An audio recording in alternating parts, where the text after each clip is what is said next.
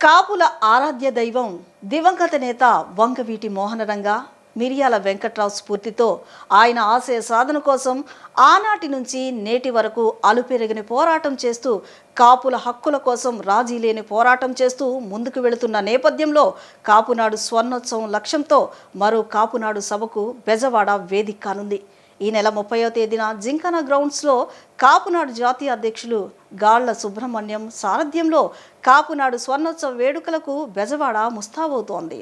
ప్రకృతి ఒడిలో పులకించి గలగలా పారే కృష్ణమ్మ నదీ తీరంలో ఇంద్రకీలాద్రిపై కొలువు తీరిన శ్రీ దుర్గా మల్లేశ్వర స్వామి వారు కొలువై ఉన్న బెజవాడ నగరంలో నిరుపేదలకు అండగా నిలిచిన మహోన్నతమైన వ్యక్తి దివంగత నేత వంగవీటి మోహనరంగ.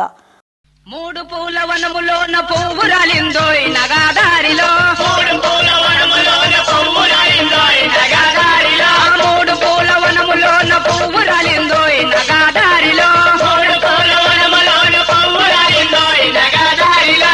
ఆ పువ్వు ఎవరో అమ్మ నగాదారిలో, ఆ పువ్వు ఎవరో అమ్మ నగాదారిలో, పోరులోన ప్రాణమిచ్చి వంగవీటి మోహనరంగ నగాదారిలో. ఆయన ఆశయ సాధన కోసం నాటి నుంచి నేటి వరకు రంగాన్ని స్ఫూర్తిగా తీసుకుని పేదలకు తోడుగా నిలుస్తూ అభాగ్యులకు అండగా ఉండడంతో పాటు ఆపదలో ఉన్నవారికి రక్షణగా నిలుస్తున్న వ్యక్తుల్లో మొట్టమొదటి గుర్తుకు వచ్చేది వంగవీటి మోహనరంగ సైన్యం. 1988 నాడు దివంగత నేత వంగవీటి మోహనరంగ ఆధ్వర్యంలో లక్షలాది మంది జన సందోహం మధ్య కృష్ణమ్మ ఒడిలో కాపునాడు నిర్వహించారు. నేడు కాపునాడు జాతీయ అధ్యక్షులు గాళ్ల సుబ్రహ్మణ్యం ఆధ్వర్యంలో కాపునాడు స్వర్ణోత్సవ సంబరాలకు కాపు ఆత్మ గౌరవం కోసం జింకానా గ్రౌండ్ వేదిక అయింది. నవంబర్ 30వ తేదీన జరగనున్న స్వర్ణోత్సవ వేడుకలకు వేలాదిగా కాపు జాతి తరలి రావాలి.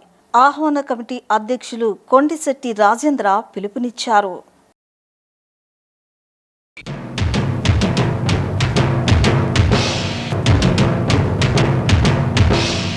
రండి కదలి రండి నిదురలిండి కలసి రండి,